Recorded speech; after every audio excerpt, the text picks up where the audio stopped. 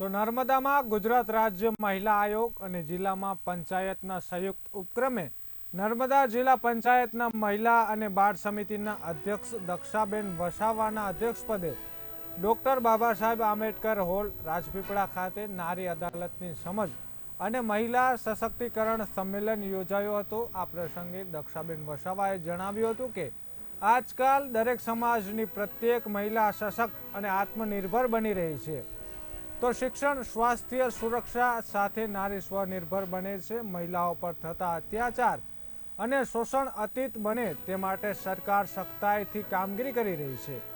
મહિલાઓ આત્મનિર્ભર બનીને પ્રત્યેક ક્ષેત્રમાં આગળ વધી સમાજ, રાજ્ય અને રાષ્ટ્રનું નામ રોશન કરી રહી છે। આ પ્રસંગે EICDS ઓફિસર અને મુખ્ય જિલ્લા આરોગ્ય અધિકારી ડોક્ટર જનકકુમાર માઢકે પણ મહિલા અને બાળ વિકાસ માટે પોષણ, સ્વાસ્થ્ય અને શિક્ષણનું મહત્વ બહેનોને સમજાવ્યું હતું। ઉપરાંત જ સ્ત્રી શિક્ષણનું રાષ્ટ્રના વિકાસમાં વિશેષ મહત્વ છે તે વિશે પણ પ્રેરક માર્ગદર્શન આપ્યું હતું।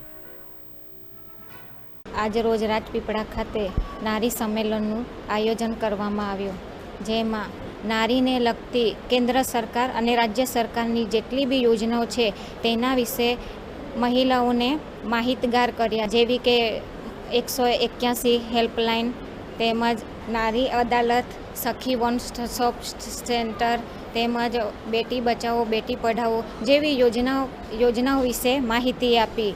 અને સાથે સાથ આજે મહિલાઓને જે આત્મનિર્ભર બને તે માટે મહિલાઓને જાગૃત કર્યા અને મહિલાઓ આજે આંગણવાડીથી લઈ અંતરિક્ષ સુધી પહોંચી છે। કૃષિની લગતી ચર્ચાઓ પણ થઈ, આરોગ્યલક્ષી ચર્ચાઓ પણ થઈ અને મિલેટ્સને લગતી પણ ચર્ચાઓ કરવામાં આવી અને એ વિશે બધા બહેનોને માહિતગાર પણ કરવામાં આવ્યા।